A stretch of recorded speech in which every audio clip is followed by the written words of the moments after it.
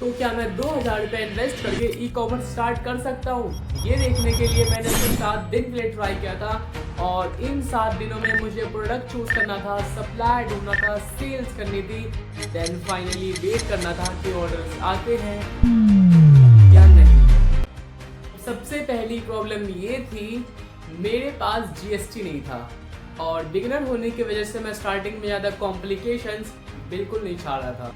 तो मुझे एक ऐसा प्लेटफॉर्म चाहिए था जहां एंट्री इजी हो और थोड़ा रिसर्च करने के बाद मुझे मीशो मिला। यहाँ पे आप बिना जीएसटी के भी काम स्टार्ट कर सकते हो, लेकिन यहाँ भी एक टेंशन थी। विदाउट जीएसटी आप सिर्फ अपने स्टेट के अंदर ही सेल कर सकते हो। तो सबसे पहला काम था मार्केट जाना। देखो मैंने क्या सोचा था, पहले देखते हैं मार्केट में क्या चल रहा है, देन डिसाइड करेंगे कौन सा प्रोडक्ट लेना सही होगा। प्लान काफ़ी सिंपल था, लेकिन जो मार्केट में हुआ वो बिल्कुल सिंपल नहीं था। जैसे ही मैं सदर बाज़ार पहुंचा, हर तरफ बस प्रोडक्ट्स ही प्रोडक्ट्स, इतनी वैरायटी थी कि दिमाग लिटरली भाई, हर चीज़ देख के लग रहा था ये भी बिक सकता है, ये भी, और ये तो डेफिनेटली बिकेगा।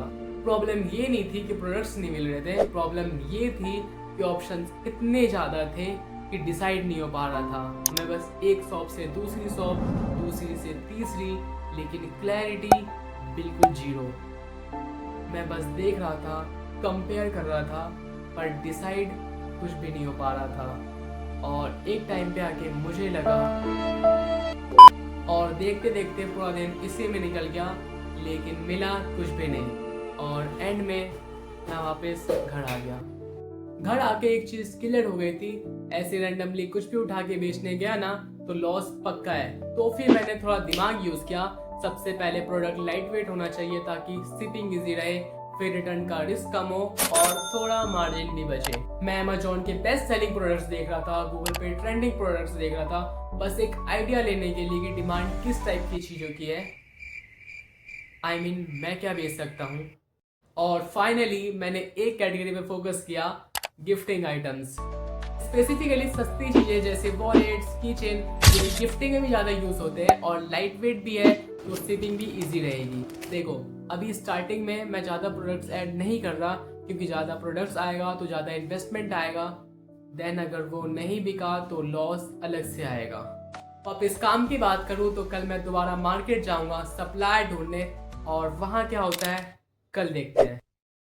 तो आज का सबसे पहला काम था दोबारा मार्केट जाना और बारी थी सप्लाई ढूंढने की। देखो मैंने क्या सोचा था, मैंने जो प्रोडक्ट डिसाइड किए हैं उनके 5-5 पीस ले आता हूँ, क्योंकि ज़्यादा स्टॉक के लिए ज़्यादा पैसे चाहिए और मेरे पास ज़्यादा पैसे बस ये वाले हैं। By the way starting point पर जितनी कम क्वांटिटी ले सकते हो उतनी ही लो अपने बजट के हिसाब से, देन जैसे जैसे ऑर्डर्स आए उस हिसाब से क्वांटिटी बढ़ाओ, और मैं भी यही करने वाला हूँ। देन ये सब समझने के बाद मैं सदर बाजार पहुंच गया और फिर मैंने कुछ स्टॉल्स देखे जो ये आइटम्स बेच रहे थे। मैं चाहूँ तो प्रोडक्ट्स इनसे भी ले सकता हूँ, लेकिन ये आज ये बेच रहे हैं तो कल कुछ और फिर मैंने होलसेल शॉप्स ट्राई करना स्टार्ट किए और काफ़ी सारी शॉप्स देखने के बाद फाइनली प्रोडक्ट्स नहीं मिले।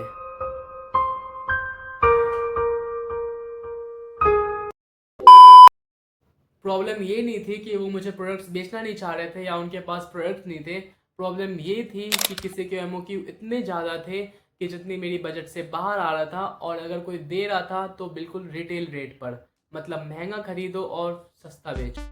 तो फिर मैंने सोचा क्यों ना जो स्टॉल्स लगाते हैं उनसे मैन्युफैक्चरर का कांटेक्ट ले लें और डायरेक्ट डील करें। ये इतना इजी नहीं था, लेकिन फिर भी मैं पहले स्टॉल वाले के पास गया और फिर उनसे मैंने थोड़ी प्राइसिंग की नॉलेज ली, अपनी रिक्वायरमेंट बताई और मैन्युफैक्चरर का कॉन्टैक्ट्स भी मांगा, और लिटरली उन्होंने मुझे कॉन्टैक्ट्स दे दिया और जो डिटेल्स उन्होंने दी थी मैं वहाँ पहुँच गया। फिर मैंने इनको सब कुछ समझाया, जस्ट मैं ट्राई कर रहा हूँ, आगे बल्क में ऑर्डर करूँगा, और फिर रेट, डिज़ाइन, सैंपल कंफर्म होने के बाद इन्होंने मुझे कल दोपहर का टाइम दिया था।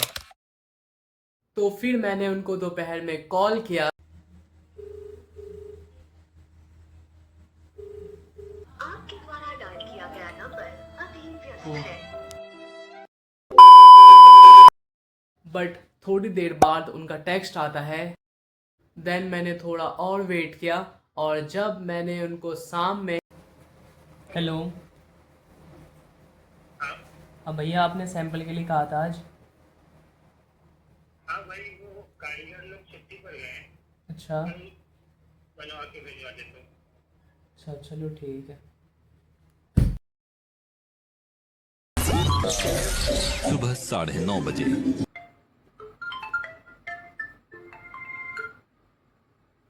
हेलो हाँ तो हाँ हेलो हम तो आपके सैंपल रेडी हो गए। और फिर मैं उनके पास गया और प्रोडक्ट सच में रेडी थे और ये कुछ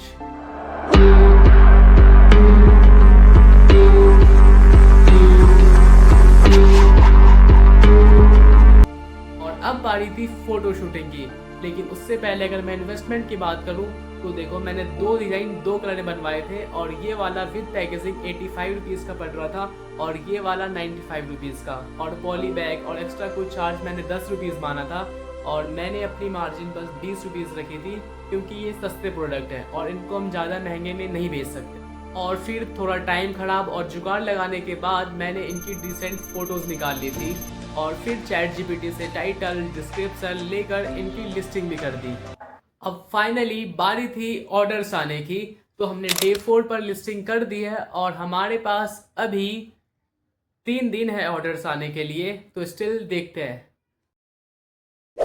और सुबह उठते ही सबसे पहले मैंने अपना फ़ोन चेक किया, 48 व्यूज़ आ चुके थे और 13 लोगों ने प्रोडक्ट्स पे क्लिक भी कर चुके थे और ये देख के थोड़ा कॉन्फिडेंस आया। फिर पूरे दिन में मैं कभी व्यूज़ चेक कर रहा था, कभी क्लिक्स चेक कर रहा था, लेकिन प्रॉब्लम सेम थी, ऑर्डर्स एक भी नहीं। फिर मुझे लगा क्या पता 24 घंटे हुए हैं, अगले कुछ घंटों में ऑर्डर्स आ जाएंगे। और आज के पूरे दिन में 69 व्यूज़ और 17 क्लिक्स आ चुके थे, यानी 21 व्यूज़ और 4 क्लिक्स एक्स्ट्रा आए थे आज, लेकिन ऑर्डर्स एक भी नहीं। और यहीं पे टेंशन फिर से स्टार्ट हो गई, व्यूज़ आ रहे हैं, क्लिक्स आ रहे हैं, लेकिन लोग बाय क्यों नहीं कर रहे हैं। आज के दिन मुझे थोड़ी एक्सपेक्टेशंस थी क्योंकि व्यूज़ आ रहे थे, क्लिक्स भी आ रहे थे और आज के दिन 99 व्यूज़ 21 क्लिक्स भी हो चुके थे। मतलब लोग प्रोडक्ट देख रहे थे, रुक भी रहे थे, लेकिन बाय नहीं कर रहे थे। और यहीं पे एक्सपेक्टेशंस और रियलिटी का डिफरेंस समझ आया।